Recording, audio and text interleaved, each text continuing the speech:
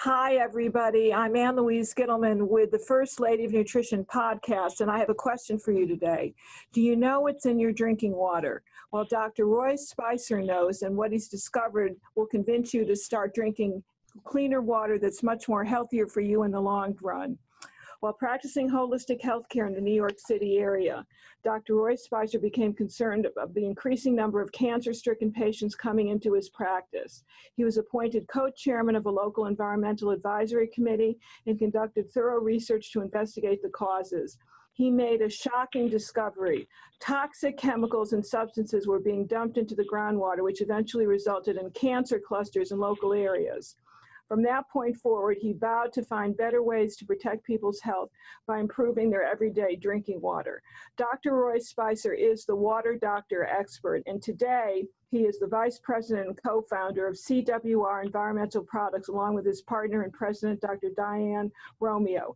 He is a level 5 water quality specialist with a background in microbiology and biochemistry. That's a mouthful. You're totally brilliant, Dr. Speiser. Welcome to First Lady of Nutrition podcast. It's great to be with you, Louise. You're fantastic also. I've been following you for years. Your books are fantastic. You're world-renowned, and I'm happy to be with you today to share some light on a very serious health problem. So the question is it a myth? Can you find clean water anywhere in this world? Very unlikely.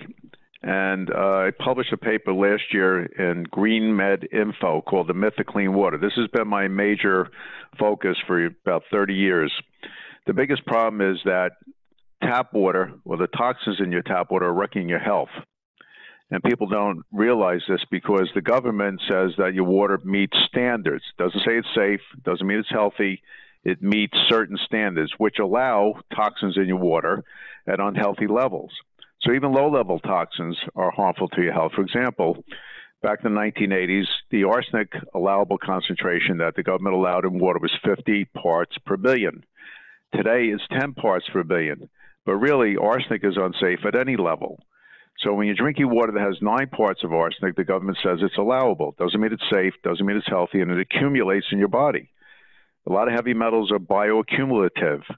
So when you're drinking water for years and decades that has allowable levels of heavy metals like arsenic or lead, mercury, other heavy metals, you're accumulating these toxic substances in your body, and ultimately it's going to damage your health and manifest in certain types of disorders. So my focus has been to educate people on the myth of clean water, what's really in your water, and how to clean it up. So to answer your question, in the United States, no, I haven't found any clean water. Around the world, very unlikely unless you're in a very remote area. So the question is, we've got the heavy metals, we've got the parasites, which you didn't mention, which of course has been a focus of mine. You and I met because of the parasite connection, as I recall, some 30 That's years correct. ago. And you were always fascinated. Right. Guess what came to dinner? Guess what you came had your to book dinner? out. Guess what came to dinner? Right. Well, excellent book. Well, I thank you for that, but it wasn't just what came to dinner, it's just what came to your tap water. So the point being is you've got a whole array of toxic overload in the water supply, and are there any new emerging contaminants that you can name, and what are their dangers?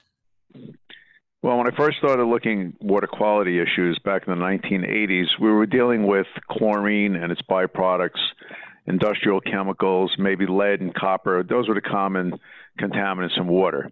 Well, if you fast forward from that point, today you have thousands of contaminants in the water. As a matter of fact, the Environmental Working Group did a very comprehensive study reporting on the water contamination across the United States.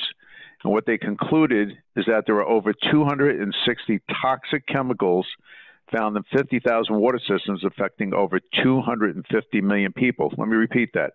They found at least 267 toxic chemicals in 50,000 water systems affecting 250 million people. So it's very hard to imagine where you would find clean water in the United States.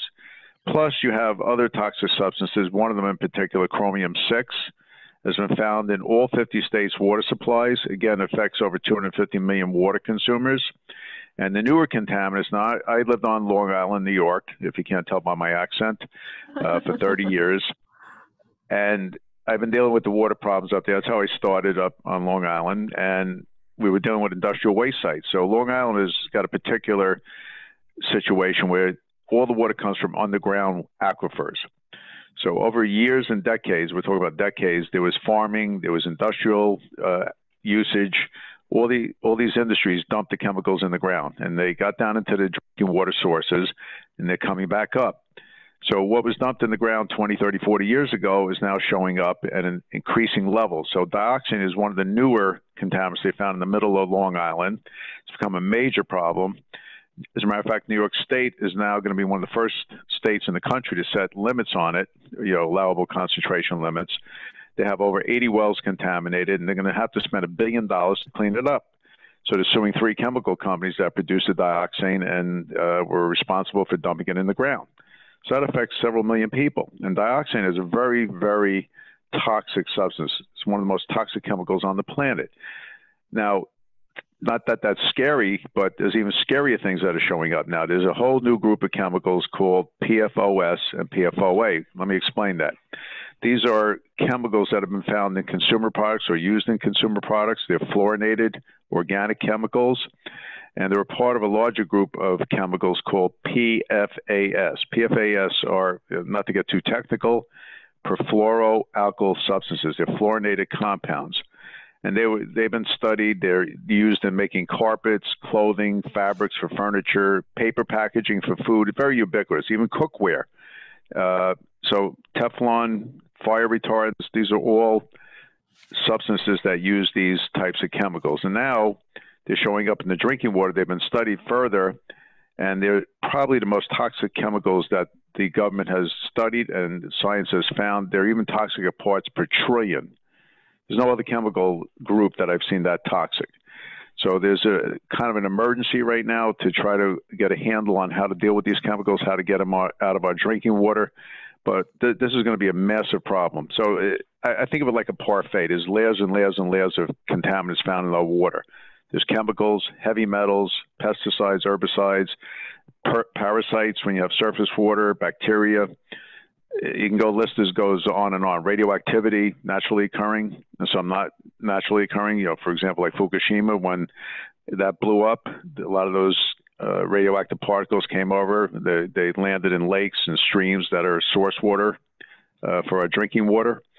So the list goes on, but it's all this industrialization where the companies don't care. They just want to dump it. They don't want to properly dispose of it. They've been doing this for, like I said, decades. Agricultural dumping, pharmaceuticals. How many people take their pharmaceuticals and just dump them down the toilet? That was something that showed up about 8 years ago. They started studying pharmaceuticals in water. Well, a big study was done, and they found over 40 pharmaceuticals in most of the major water supplies in the United States. Now, think about that. We're talking about heart medication, antidepressants, steroids. I once in a while see testosterone in the water. How's that work out for women that are pregnant with a female, with a baby? So, you got to think of the fetus now being exposed to all these toxic contaminants, and the mothers don't understand the sensitivity of the fetus to all these toxic substances. And what happens to the fetus? They're born with all kinds of health disorders.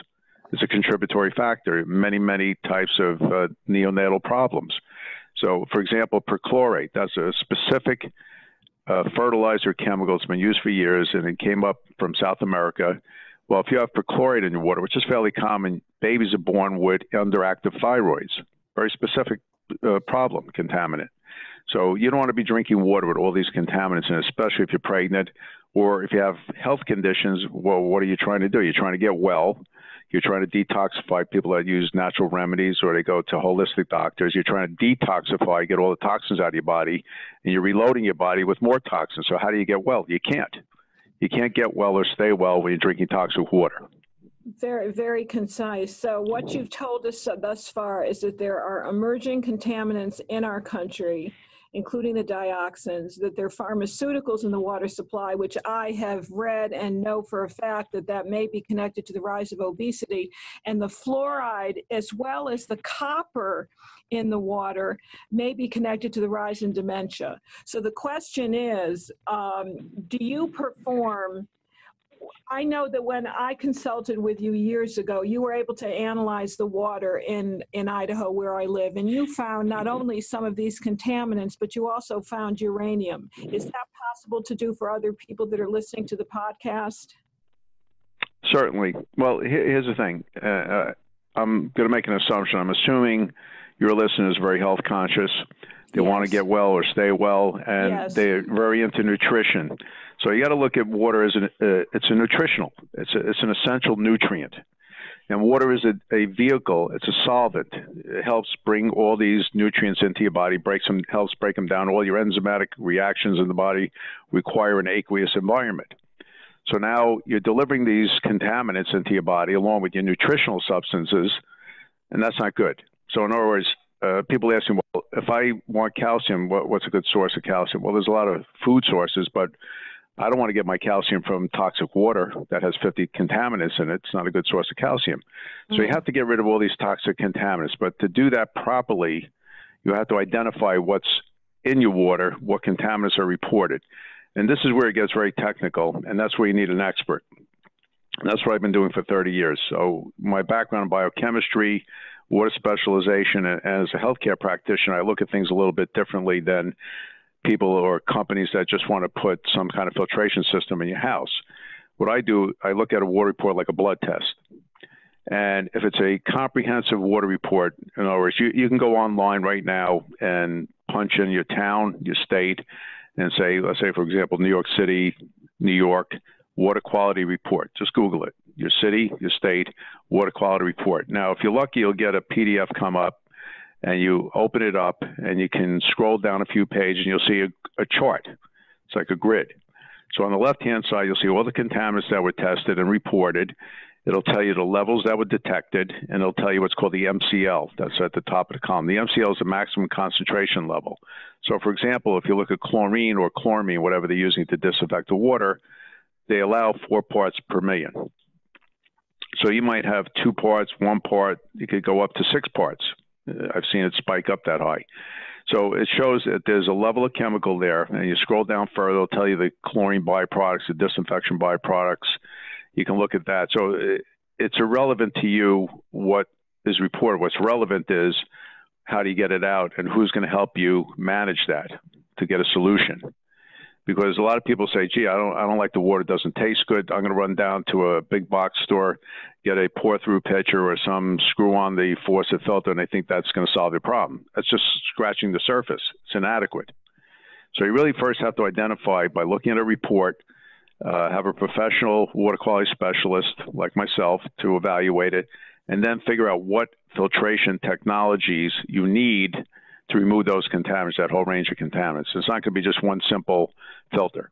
I can tell you that.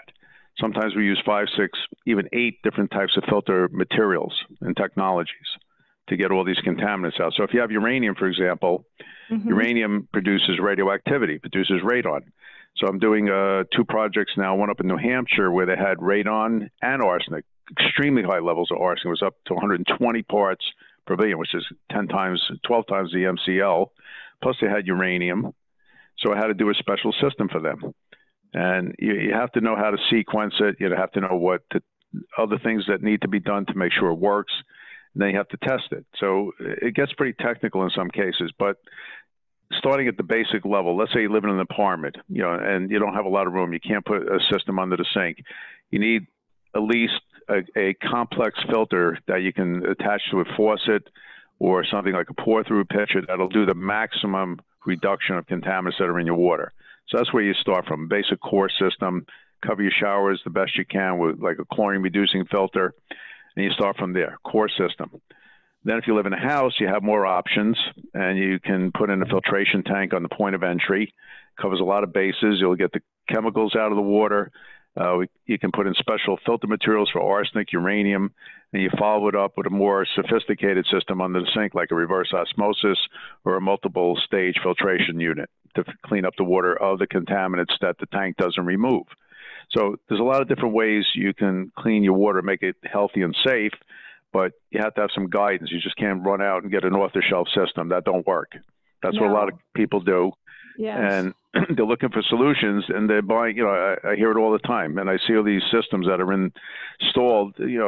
They're expensive, some of them, and they don't do the job because it's an overpriced, off-the-shelf system, and they slap it in thinking it'll take everything out, and they don't review the report, and they leave a lot of contaminants in the water. Well, that's a problem. I see a lot of things advertised on the internet and this, that, and the other, but you're talking about multi-barrier filtration, and that's really what the key is, because you've got to use different types of filtration to protect against all these different kinds of contaminants. So the question is, do you then custom design water filtration for the whole house? Because I imagine maybe you need something different for the bath, for the shower, and for the tap water. Well, the first thing, as a matter of fact, I was just speaking with a client in Dallas. Dallas has pretty toxic water, and they're extremely health conscious, but they have a very sick child. And we put a system in, 2 tanks at the point of entry and 2 filters at the sink. And if you can compare it, I just compared it to the Dallas water, we got about 98% of all the contaminants out. Wow. There was a trace of nitrate left, which was very low, and a little bit of lithium, which is a minor problem. But when you look at Dallas water, you have pesticides, arsenic, uranium, radioactivity, all of that. So we did 2 sophisticated tests, cleaned it all up, 98+%. Very happy. They were, as a matter of fact, this is very interesting because they've been drinking Mountain Valley bottled water. All right, now everybody thinks Mountain Valley bottled water is one of the best in the industry. Yeah. Well, they sent me the water report, and I haven't looked at it well over 10 years. And guess what? There's traces of barium in the water, nickel in the water, fluoride, and traces of radioactivity. I was surprised. I was really surprised. And they're spending thousands of dollars a month. That's all they drink. That's all they use for rinsing, cooking. And I was very, very surprised. So the water, with the filtration system we installed, the water was cleaner than the Mountain Valley bottled water. Interesting. So that leads me to another question. Are there any, because people are going to ask, are there any bottled waters that you can recommend? Any brand names? Well, I used to recommend Mountain Valley bottled water, but I'm not going to do that anymore.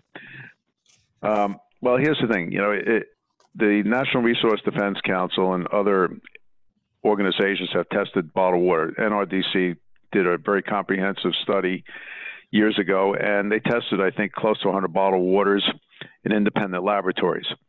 So the bottom line was about 60% of the bottled waters out there had contaminants. In many cases, more contaminants than your tap water, because they're basically taking tap water and filtering it to varying degrees. 40% were pretty clean. So to get clean bottled water, first, you can't use anything with plastic, soft plastic bottles. That's a no-no. As you know, plastics, bisphenol A, phthalates, very toxic. They're carcinogens. One of your favorite terms is obesogens. Yes. So they affect their hormone disruptors, and they affect the thyroid and other endocrine glands in the body. So the plastics, anything in a plastic bottle, you don't want to be drinking. Then even the newer bottles, the PET1 bottles, they're better, but they're still studying them, and there may be some traces of chemicals coming out of them. They're not sure yet. I haven't seen any latest data, but in a glass bottle would be okay, but you want something that's NSF listed, NSF. NSF is an independent testing organization. They do test bottled waters.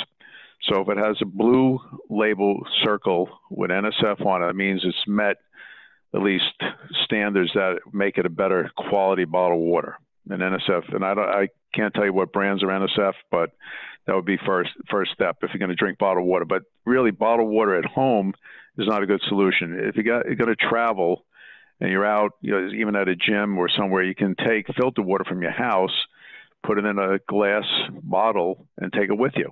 And there's some filter bottles out there also that you can use. So I'm not a big fan of bottled water unless you don't have any other options. So in your home, you really want to be looking for a sophisticated filtration system if you can install it, if you have the room for it. And then you can reduce your use of bottled water. It's also very expensive. When you start using bottled water, I think Mountain Valley is roughly about $3 a gallon. And what's your consumption use? 2 gallons a day per person, roughly. So when you start adding it up, I've known people that spend $2,000 to $3,000 a year on bottled water. That's a lot of money. No, and it's not necessarily better quality. yeah, I mean, that's very sad.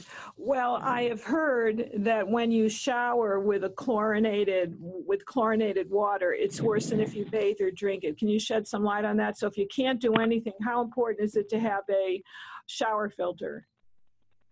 Right. Well, the contaminants in the showers that are absorbed through your skin, you breathe in as a gas, are mostly trihylomethanes. THMs are the byproducts of chlorinated or chloraminated water. Let me explain that. So when the municipal treatment plant disinfects the water, they use several chemicals, mostly either chlorine, that's traditional, or the newer chemicals chloramine, which is a combination of chlorine and ammonia. Now, as these chemicals leave the treatment plant, they go down the water mains, they combine with organic materials and form disinfection byproducts. There's two groups of these chemicals, trihylomethanes and haloacetic acids, HAAs. Within those two groups are hundreds of different chemical byproducts. When you turn on your tap or your shower at 100 degrees, a lot of these chemicals become volatile chemicals, so you breathe them in as a gas, and a lot of them absorb through your skin, like dichlorobromomethane. Or chloroform. Chloroform is actually a common one. Chloroform is toxic. It absorbs through your skin. You can breathe it in as a gas. So showering in unfiltered water is exposing you to about 20% or more of your total intake of chemicals. Not only drinking it, but absorbing it through your skin when you shower or bathe. So the best solution is to get a filtration tank that removes all the chemicals. If you don't have that option, use a shower filter, but the shower filters really only take out chlorine and some of the byproducts. It's a limited solution. It's better than nothing, but that's what you have to do. You have to reduce the exposure at the point of entry and coming into your house by using preferably a filtration tank, or there are some cartridge filters that are rated for chloramine and chlorine and the byproducts, or shower filter. So you want to reduce your exposure not only in your drinking water to these chemicals, but also in your showers and baths. And Wow. that's an issue because trihylomethanes are known carcinogens. The Environmental Protection Agency has studied them in animal models, and they're listed as Class B carcinogens. Trihylomethanes are listed as Class B carcinogens, meaning it increases the risk of certain types of cancers in animal studies. So like bowel cancer, bladder cancer, those are increased risks from exposure to trihylomethanes over a period of years and decades. I want to go back to something else that you made mention of so that we don't overwhelm our very interested health listeners. And that is that it's almost imperative that you get a customized assessment of what you need for your particular locale, because the water quality in Los Angeles, for example, may be very different than what it is in Chicago or New York or Houston. And your company will customize and give an assessment of what types of filtration are needed so that you get the multi-barrier protection. Am I correct in saying that? Absolutely correct. Now, do you charge? Wait a minute. Do you charge for that? Is there a charge for assessing that? No, well, here's the thing. No, we don't. Unless it's a big project where I have to get into working with contractors, we're doing buildings or really large homes where we have to design systems. You know, if we get into very sophisticated. But I mean, typically no. An initial assessment, so that my listeners could get in touch with you. How's the best way to get in touch with you, by the way? I just want to let them know. Well, two things. They can go to my website. There's a information form they can fill out, and we get these all day, every day. They fill it out. So the website is www.cwr, that's Charlie Water Roy, CWR, Enviro, ENVIRO.com. So it's CWR, ENVIRO.com, CWRenviro.com. So on the bottom, we'll say an information form. They can fill it out, submit it, and either myself or one of my water quality specialists will contact them. Then we'll look at the water report and give them a basic understanding of what's in the water and what filtration options you have to remove the contaminants. That's a very simple, basic starting point. But that gets you in the right direction, so at least you know what you need. First, identifying what's in your water, and second, what filtration equipment you need to remove it. So that's really the best way to approach it. And let me just say that if you put that ALG referred you, you'll give them special attention, won't you, Dr. Roy Speiser? Absolutely. For you and Louise, I'd be happy to do that. Thank you. Thank you. We go way back, and I think the point is you made me very aware of parasites, and that brings. I just like to go back to that for a minute. In the United States, water supply, all the surface water has parasites, as you know, mostly Giardia and Cryptosporidium. Now, you won't see it on water reports unless the city you live in has 50,000 or more population, because it's not required by the EPA. Oh, no wonder I'm not seeing it anymore. That's so phenomenally uninformative. Yeah, and this is critical. Yes. Now, when I first met you, I told you we were focused on that because parasites can be very deadly to people who have weakened immune systems. Yes, indeed. And this is published information. The EPA even recommends that, and if you look at every water report in the United States, it'll say right in there that you may have parasites in the water. So if you have a weakened immune system, you need to address that. And the way to address it is to use a microbiological filter, preferably a ceramic filter. So we've been using ceramic filters since the beginning, and the newer filters are manufactured in the United States. They will remove parasites virtually 100%. And that's usually, we use that in all our sink filtration units, because parasites are very common, and anyone has a weakened immune system, they're on cancer therapy or high-risk groups, elderly, babies, you must get those parasites out of the water. And this is very important to understand that chlorine does not kill parasites. Yes, doesn't kill parasites. Only right. They don't know that. It'll kill bacteria and most viruses, but it doesn't kill parasites. Right. So the water can be heavily chlorinated, and in some cases they have to chlorinate the water so high it will kill you before it'll kill the parasite. So the only thing that removes them is microfiltration, a filter that has less than a 1 micron pore size, or filtration efficiency. And we use those in all our filters. We have a ceramic first. That's number one, because parasites can be, again, deadly to a lot of different high-risk groups. So that's just a starting point. And from there, we want to get rid of the lead, which is ubiquitous. Copper, like you said, is very ubiquitous in the water supplies, heavy metals. And then we get into the more sophisticated filters that'll take out pharmaceuticals. Fluoride. Now, fluoride is a real big problem. We're still fluoridating the water in the United States, which is insane because it's a toxin. As a matter of fact, the Fluoride Action Network, I think, is now either in the process of suing the Environmental Protection Agency, because how can you regulate a contaminant adding a contaminant that's toxic? That doesn't make sense. No. And, let me just tell you this, and with this we'll start to wind up, because you have given us an enormous amount of information, a lot of food for thought. But I was contacted by Dr. George Brewer from the University of Michigan, who feels that the use of copper water pipes starting in 1908 is directly associated with the increase of Alzheimer's. And so one of his recommendations for everybody is that they must purchase a water filter that blocks copper. Do yours do that automatically? Yes, yeah, because the requirement basically is lead, and lead and copper are pretty much the same in terms of removing them. So all the filters we use remove lead and copper. And what about mercury? Yes, I agree. Do you see a lot of mercury in the water? Not often, and once in a while we'll see. More commonly is barium, lead, copper. Those are in almost all water supplies. Once in a while we'll see cyanide, not frequently. Arsenic, that's a big problem. It requires a special filter. Nickel, fairly common. I've seen mercury very infrequently, but it may exist. A few other heavy metals that, once in a while are there, but the main ones are the lead, copper, barium. Those are the three big ones, then nickel, and I'd say arsenic. Arsenic is a real big problem because they allow it up to 10 parts per million, 10 parts per billion, and people are drinking water with arsenic, and that'll contribute to all kinds of cancers. You want zero arsenic in your water. So that's one of our goals. We want to remove all the contaminants to the lowest level possible below detection. That's our objective. So there's a lot of new trends out there, and I just want you to touch on these as we close out. One of them is the alkaline water. Everybody's talking about their alkaline water systems, and the other is structured water. Can you discuss those? All right, quickly.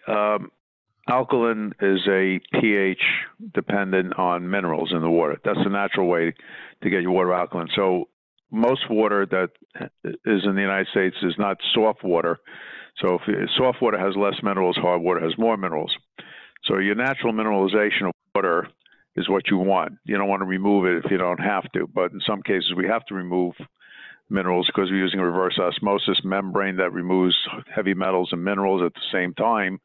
But your body wants to maintain a certain pH, and the body uses natural minerals, you know, whether it's from food sources, juicing, green leafy vegetables, in some cases water, to maintain a certain pH. But alkalinity of water produced by a machine is not adding minerals. It's splitting the water in half using an electrolysis plate, creating an H plus and an OH negative free radical. It's not natural. So my opinion of them is that people seem to do a little better with these units because they're hydrating more. It's hydration. But in the long term, I don't think drinking OH free radical water is necessarily healthy for you. And I haven't seen any real long-term clinical studies that have proven that. There's a lot of machines out there that are very expensive. Like, you know, some of them you could put a whole house filtration system in for the cost of one of these machines. So I think the money would be better. Your money would be better well spent on cleaning out all the toxins out of your water, drinking clean, safe water with natural mineralization. That's the first thing. Structured water. Now on to structured water. Yeah, I've looked at these devices for years, the Vortex, all these structured water. Again, I haven't seen any hard science that shows they're of any benefit. However, there's a new thing out there called the fourth state of water, Dr. Pollack. Right. I think that's phenomenally interesting. He's talking about the cytoplasm, and the way I see it is the structure of the cytoplasm. In other words, if you're putting a lot of heavy metals into your body, you're changing the polarity of water. So the natural molecule of water in its natural state can be changed by charged particles that you're ingesting. So if you clean your water up and you can structure it so that the cytoplasm is healthy, a healthy environment for your DNA and reproduction and all the energy functions of a cell, I think that's a good thing. And he's doing some serious research. I'm still open-minded about it, but a lot of these other devices that you spend thousands of dollars on, I don't really think they have much benefit. They're not cleaning the water up and not making it cleaner or safer. Interesting, interesting. So what is the future? What do you see the future of clean water? Well, first of all, you have a lot of multinational companies buying up municipal water systems in the United States, like United Water. There's a couple other companies like Nestle. They're buying up a lot of water systems. We're short of clean water. Water's going to get more contaminated over time. This will become a premium. You're going to pay a lot of money for it because these big companies are coming in. They don't really clean the water up much. So you really need to focus on having clean water in your home. It's a necessity. It's not an option. So to stay healthy, to recover your health, to detox, and get normal nutritional value out of water, you have to have clean, safe water. You have to put a filtration system in because new emerging contaminants are going to come out. And the way we design systems, we allow for adding on extra filters if you need it, or upgrading as new contaminants emerge.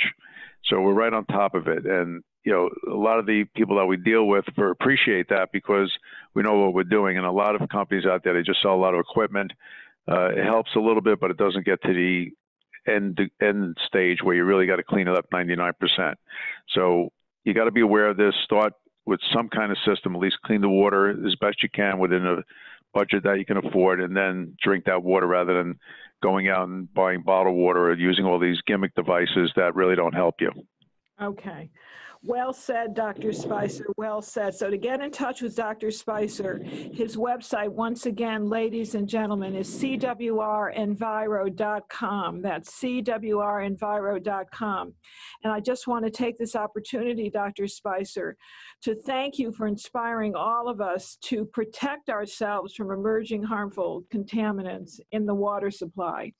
And again, you can discover all the different ways that you can purify your drinking water by simply contacting Roy's company. So I want to bless you for the work you're doing, and I hope that you're healthy and happy for a very long future.